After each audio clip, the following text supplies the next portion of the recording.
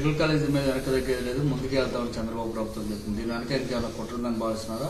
Next మీ party కార్యాచరణ ఏ విధంగా ఉండబోతుంది? ఖచ్చితంగా ప్రభుత్వ మెడికల్ కాలేజీని ప్రైవేట్కి అప్పచెప్పడం అనేది అతి పెద్ద కుట్ర, అతి పెద్ద కుంభకోణం. అన్ని కుంభకోణాల్లో ఇది మాస్టర్ కుంభకోణం అని ఎలా జగన్మోహన్ రెడ్డి గారు చెప్పారు. ఇప్పుడు చంద్రబాబు నాయుడు గారు నేను కుంభకోణానికి పాల్పడతా, మీ చేతనం చేసుకోండి, నాకు ప్రజలతో సంబంధం లేదు, నాకు ఈవీఎంల దయ ఉందనేటటువంటి దానికి ఏమన్నా ఇల్లాడేమని అర్థం అవుతా ఉంది. ఎందుకంటే క్లియర్గా అసలు ఒక మెడికల్ కాలేజ్ మనం తెచ్చుకోవాలి అని అంటే చాలా చాలా కష్టం. ఎందుకంటే మొన్న మీకు కేంద్ర మంత్రిగా ఉన్నటువంటి పెమ్మసాని చంద్రశేఖర్, నేను 30 సార్లు నా డిపార్ట్మెంట్ వాళ్ళు తిరిగారు. ఒక ఈఎస్ఐ హాస్పిటల్ గుంటూరు పార్లమెంట్కి కావాల్సి వచ్చి ఒక ఈఎస్ఐ హాస్పిటల్ కోసం 30 సార్లు నా డిపార్ట్మెంట్ వాళ్ళు వెళ్ళారు. అదేవిధంగా ఏదైతే 5 సార్లు నేను వెళ్ళాను అని చెప్పి 18 నెలల కాలంలో తిరిగాను, ఎంత కష్టం తీసుకురావడం అని చెప్పాడు. అలాంటిది 17 ప్రభుత్వ మెడికల్ కాలేజీలను ఒకేసారి తీసుకురావడంతో పాటు 2023 సంవత్సరంలో 5 పూర్తి చేయాలి, 2024లో 5 పూర్తి చేయాలి, 2025లో 7 పూర్తి చేయాలనేటటువంటి లక్ష్యంతో భాగంగా నాబార్డ్తో ఆల్రెడీ లింకప్ చేసి 2023లో 5 పూర్తి చేశారు.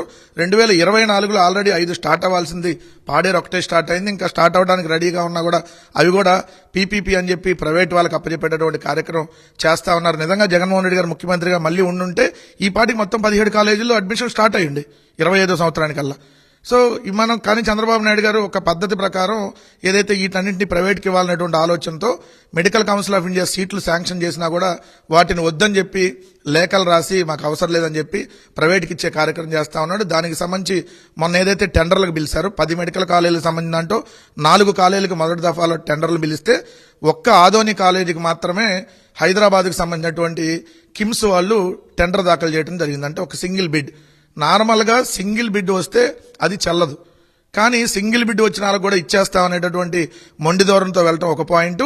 మిగిలిన వాళ్ళకి ఎవరైతే ఇంకా మిగిలిన 3 మెడికల్ కాలేజీలకి బిడ్స్ రాలేదు కాబట్టి వాళ్ళకి ఇంకా మేము ప్రోత్సాహకాలు ఇస్తాం, ఇంకా రాయితీలు ఇస్తాం అని చెప్పి చంద్రబాబు నాయుడు గారు ప్రకటించడం అనేది నిజంగా కూడా ఎంత దారుణమైనటువంటి విషయం ఇదంటే, ప్రజలతో పని లేదు, మేము ప్రభుత్వాన్ని అన్ని ప్రైవేట్కి అప్పచెప్పేస్తాం, మీరేమన్నా చేయగలరా అని చెప్పి ప్రజలను ఎదురుగా ప్రశ్నిస్తున్నటువంటిది కనపడతా ఉంది. 1 కోటి సంతకాల సేకరణ మొన్న జగన్మోహన్ రెడ్డి గారు వైఎస్ఆర్ కాంగ్రెస్ పార్టీ ఆధ్వర్యంలో జరిగింది. అంటే అది మనం 1 కోటి సంతకాలుగా చూడకూడదు, 1 కోటి కుటుంబాల మద్దతుగా చూడాలి. 1 కోటి కుటుంబాలంటే దాదాపుగా 2 కోట్లకు పైగా ఈరోజు మనం పబ్లిక్ ఈ ప్రభుత్వానికి వ్యతిరేకంగా మెడికల్ కాలేజీల మీద వీళ్ళు తీసుకున్నటువంటి నిర్ణయానికి ప్రైవేటీకరించడానికి వ్యతిరేకంగా పెట్టినటువంటి సంతకాలని తెలిసినా కూడా ఈరోజు మొండిగా వాళ్ళు ముందుకెళ్తా ఉన్నారు.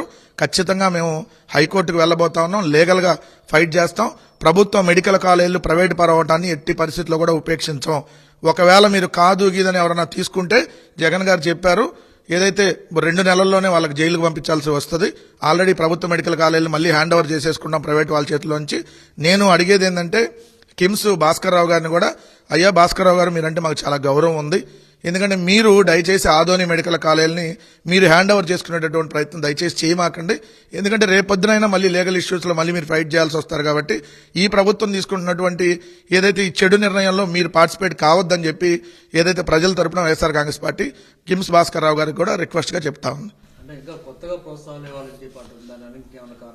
అదే సార్, ఇప్పుడు కొత్తగా ప్రోత్సాహకాలు ఇవ్వడానికంటే అదే ఇంకా దోపిడీకి తరపుడు 1 ఎకరం 100 రూపాయలు లీజుకి ఇస్తున్నారు 66 ఏళ్ల పాటు. 100 రూపాయలకు 1 ఎకరం ఎట్లా ఎవరన్నా ఇస్తారా? అది నిజంగా ప్రభుత్వ ఆస్తిని వారికి 50 ఎకరాల ప్రభుత్వ స్థలం ఒక మెడికల్ కాలేజ్ అంటే ఆల్రెడీ ఇప్పుడు మీరు పులివెందుల లాంటి మెడికల్ కాలేజ్ తీసుకుంటే 90% పైగా కంప్లీట్ అయి ఉంది. ఇంకా 10% కంప్లీట్ అవ్వడానికి 60% రాయితీలు ఇస్తారంట కేంద్ర రాష్ట్ర ప్రభుత్వం కల్పిస్తామని చెప్పి చంద్రబాబు నాయుడు గారు నిన్న ప్రకటించడం అంటే ఇంకా దోపిడీకి తెరలేపారు అనేది. ఇంకా వాళ్ళకి రాయితీలు ఇవ్వటం అంటే ఏంటి? ప్రైవేట్ వాడికి రాయితీలు ఇచ్చి మనం ప్రైవేట్ వాడికి ల్యాండ్ ఇచ్చి ప్రైవేట్ వాడికి మనకు కావాల్సిన ఫెసిలిటీస్ ఇచ్చి 2 సంవత్సరాలు ప్రైవేట్ వాళ్ళకి జీతాలు ప్రభుత్వమే చెల్లించి ప్రైవేట్ వాళ్ళకే దోపిడీకి తెరలేపినట్టే కదా, ప్రభుత్వానికి ఇక్కడ ఆదాయం వస్తుంది. అంటే క్లియర్గా ఇది ఇంకొక పెద్ద కుట్రకి తెరలేపాడు అనేది అర్థమవుతా ఉంది. భూమిని తాకట్టు పెట్టుకోవటం ఒకటి, అసలు భూమి ఎవరిది? ప్రభుత్వాన్ని. మెడికల్ కాలేజ్ ఎవరు కట్టారు? ప్రభుత్వం కట్టింది. ఆల్మోస్ట్ పూర్తయినటువంటి కాలేజీలు అవి. సో దానికి జీతాలు ఎవరు ఇవ్వాలంటే ప్రభుత్వం ఇవ్వాలంట. ప్రైవేట్ ఆడికేమో సీట్లు అమ్ముకోవడానికి, ప్రైవేట్ ఆడికేమో ఏదైతే హాస్పిటల్కి సంబంధించినటువంటి ఛార్జీలన్నీ వసూలు చేసుకోవడానికి ప్రైవేట్ ఆడికి ఇచ్చి ప్రభుత్వం జీతాలు ఇవ్వటం ఏంది? సో ఇది పెద్ద కుట్ర అనేది క్లియర్ గా అర్థమవుతుంది కదా. సో దీని మీద ఖచ్చితంగా legal fight YSR Congress party చేయబోతా ఉంది. మేము ఆల్రెడీ గవర్నర్ గారిని కలిసి సంతకాలు కూడా ఇవ్వడం జరిగింది. ఎందాకైనా వెళ్తాం. ప్రభుత్వ ఆస్తుల్ని ఖచ్చితంగా వైఎస్ఆర్ కాంగ్రెస్ పార్టీ కాపాడుతుంది. ఎవరైతే ప్రైవేటాలకు పప్పు బెల్లాలాగా చంద్రబాబు నాయుడు గారు ఇస్తున్నాడో వాళ్ళకు కూడా హెచ్చరికలు జారీ చేస్తా ఉన్నాం. ఇది మీరు చేస్తున్నటువంటిది దుర్మార్గమైనటువంటి కుట్ర. ఆ కుట్రలో ఎవరు పార్టిసిపేట్ అయినా కూడా వాళ్ళు రేపు అనుభవించక తప్పదని మాత్రం చెప్తా ఉన్నాం.